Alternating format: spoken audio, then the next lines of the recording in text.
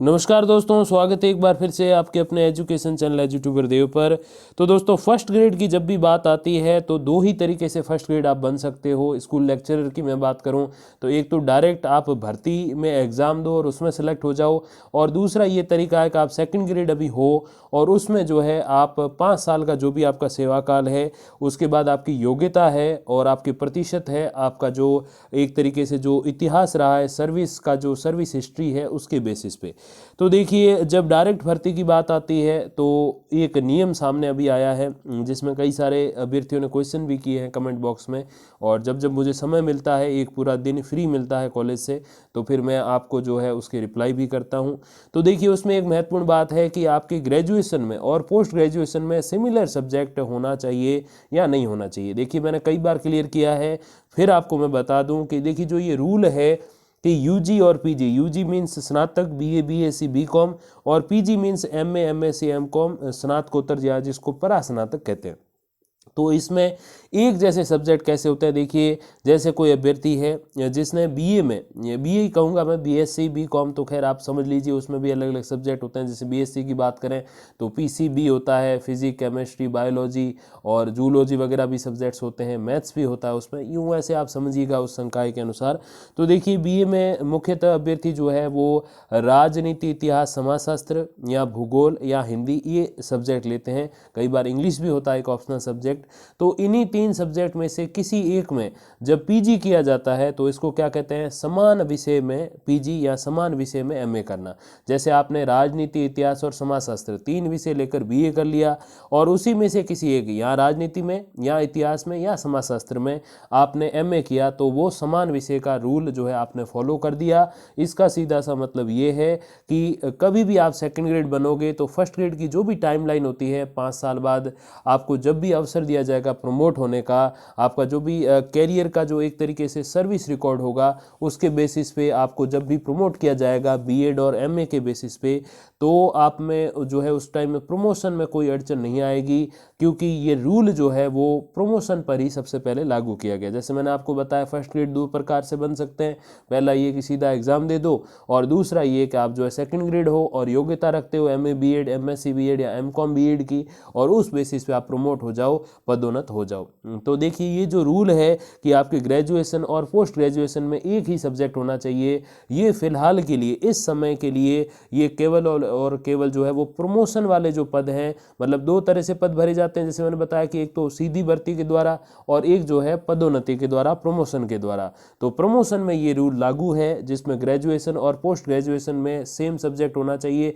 कई बार अभ्यर्थी क्या करते हैं, साइंस में थोड़े अच्छे नंबर होते हैं 12th में, तो जो बीएससी कर लेते हैं, बीए नहीं करते हैं, तो साइंस के सारे सब्जेक्ट होते हैं।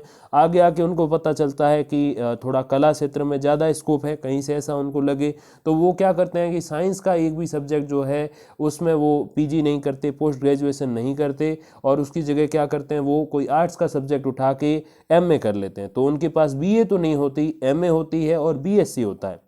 तो ऐसे जो अभ्यर्थी हैं डायरेक्ट रिक्रूटमेंट में, मतलब सीधी जो भर्ती है जिसमें डायरेक्ट, जैसे अभी 6000 पदों पे आई है, फर्स्ट ग्रेड आई तो नहीं है, विज्ञप्ति जल्दी जारी हो जाएगी, तो उसमें आप एग्ज़ाम दे सकते हो और एग्ज़ाम दे के फर्स्ट ग्रेड बन सकते हो। कोई शर्त नहीं है कि आपने जो 3 सब्जेक्ट जो लिए उसी में से कोई एक में आपने एमए, एमएससी, एमकॉम मतलब कि स्नातकोत्तर किया है या फिर किसी और सब्जेक्ट में किया। लेकिन अगर प्रमोशन की बात करेंगे, अभी आप सेकंड ग्रेड बनो और आगे 5 साल बाद या 7 साल बाद जब भी आपका मौका लगे, तो मिनिमम तो 5 साल चाहिए, तो आप जब भी प्रमोट हो तो उस समय जो है आपके सेकंड ग्रेड से फर्स्ट ग्रेड में प्रमोट होने के लिए क्या ज़रूरी है, यही कि आपके जो पीजी में जो सब्जेक्ट है वो आपके 3 ऑप्शनल सब्जेक्ट जो है स्नातक के, बीए, बीएससी, बीकॉम के, उन्हीं में से कोई एक होना चाहिए। तो ये आप याद रखिए कि फिलहाल के लिए जो ये रूल है, ये नियम है, वो केवल प्रमोशन के पदों पे है, रेगुलर जो नियमित अपनी डायरेक्ट रिक्रूटमेंट होती है उसमें नहीं है। तो ये आप ध्यान रखिए।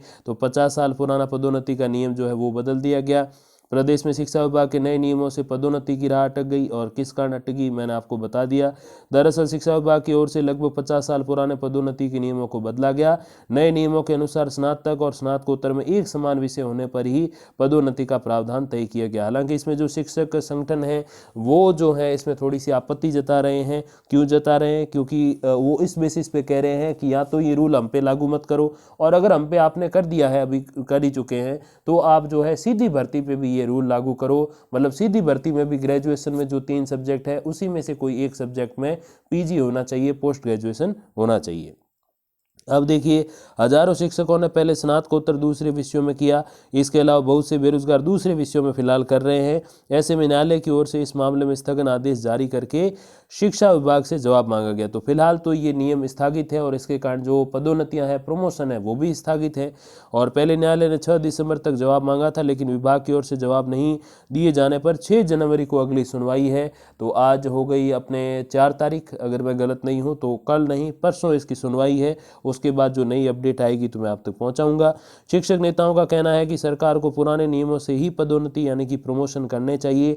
प्रथम श्रेणी शिक्षकों की पदोन्नति की प्रक्रिया अटकने से तृतीय श्रेणी और द्वितीय श्रेणी में भी पदोन्नति प्रक्रिया अटकेगी, क्योंकि ये सबसे ऊपर वाला चरण है। और ऊपर वाले चरण में जब कोई प्रक्रिया अटकी, मतलब सेकंड ग्रेड के पद खाली नहीं होंगे, और नहीं होंगे तो फिर थर्ड ग्रेड से सेकंड ग्रेड में प्रमोशन कैसे होंगे। तो यही चीज़ें हैं। और वहीं इसका असर प्रिंसिपल पदों पर जो पदोन्नति होती है उस पर भी दिखेगा, क्योंकि यहीं से कोई आगे जाके जो है प्रिंसिपल बनेगा, अभी प्रमोट होकर फर्स्ट ग्रेड, और उसके बाद जो है प्रिंसिपल। तो ये भी चीज़ें हैं। और अप्रैल में होनी थी, अब तक की ये जो है प्रमोशन वाली डीपीसी जो है वो नहीं हुई है। और प्रमोशन के जो नए नियम हैं उन पर शिक्षक संगठनों की ओर से इसलिए भी सवाल उठाए जा रहे हैं क्योंकि सीधी भर्ती के जरिए तो दूसरे विषय से स्नातकोत्तर करने वाले अभ्यर्थी जो है एग्जाम दे सकते हैं फर्स्ट ग्रेड का, लेकिन ये जो सीधी नहीं, प्रमोशन के माध्यम से जो सेकंड ग्रेड से फर्स्ट ग्रेड बनते हैं, उनमें ये रूल क्यों लिखा गया है। तो इसी बेसिस पे जो अब सुनवाई भी होगी। फिलहाल तो इस पे रोक है। तो फिलहाल तो न तो कोई डायरेक्ट भर्ती में न प्रमोशन में ये रूल है, हालांकि लागू कर दिया, लेकिन कोर्ट ने, माननीय उच्च न्यायालय ने रोक लगा दी। लेकिन अब देखते हैं कि भविष्य में क्या होता है। यहाँ तो अगर ऐसा निर्णय आए कि जो है न तो सीधी भर्ती में न प्रमोशन में किसी में लागू नहीं हो, या तो ये हो जाएगा, और या फिर ये पॉसिबिलिटी है कि फिलहाल के लिए इस रूल को यथावत रखने का आदेश दे दे माननीय उच्च न्यायालय। और जो सेकंड ग्रेड से फर्स्ट ग्रेड में कोई प्रमोट होना चाहता है तो उसको 2 साल एक्स्ट्रा लग जाएंगे वो डिग्री करने में, जो उनके जो है किसके स्नातक में एक सब्जेक्ट के रूप में, तो वो उनको फिर जो है उसमें MA MSc MCOM जो भी उनका सब्जेक्ट है उस बेसिस पे करना होगा। और देखिए, आप अभ्यर्थियों को मैं यही कहना चाहूँगा कि जब भी आप UG से PG करें, मतलब आप ग्रेजुएशन से पोस्ट ग्रेजुएशन करें, स्नातक से स्नातकोत्तर करें, तो ये आप ध्यान रखें कि आप सेम सब्जेक्ट में करने की कोशिश करें। और जिस सब्जेक्ट, उन तीनों में से जिसमें भी अच्छे नंबर या जिसमें भी आपकी रुचि ज़्यादा है तो उसी में करने की कोशिश करें। और टॉप 5 सब्जेक्ट की अगर मैं बात करूँ तो यही है, हिंदी, अंग्रेजी, इतिहास, भूगोल और राजनीति। यही टॉप 5 सब्जेक्ट है मोस्टली, तो इसी में पोस्ट होती है। देखिए, पोस्ट कभी भी ये निर्धारित नहीं करती कि आप नौकरी लगोगे नहीं लगोगे, आपकी मेहनत निर्धारित करती है। पोस्ट चाहे 10 हो तो फिर अभ्यर्थी भी कम है, पोस्ट अगर 100 हो तो अभ्यर्थी भी ज़्यादा होंगे। तो वो तो कंपटीशन हर जगह रहेगा, आपको बस अपनी तैयारी भी ध्यान देना। यही आपसे विनती है कि आप कोशिश ये करें कि जिस विषय, 3 विषयों में जो है ऑप्शनल लेकर आपने ग्रेजुएशन करी, उसी में से किसी एक में पोस्ट ग्रेजुएशन करें, क्योंकि क्या पता भविष्य में कभी ये रूल जो है डायरेक्ट भर्ती पे भी लागू हो जाए। सरकार है, कुछ भी कर सकती है, तो फिर आपको उस टाइम समस्या नहीं हो, दोबारा से 2 साल MA MSc MCOM आपका PG नहीं करना पड़े। तो इसलिए आप थोड़ा सा उसमें ध्यान रखिए। बाकी इसकी सुनवाई के बाद जो भी अपडेट आएगी तो मैं आप तक पहुंचा दूंगा वीडियोस और कम्युनिटी पोस्ट के माध्यम से। तब तक के लिए दोस्तों धन्यवाद, नमस्कार।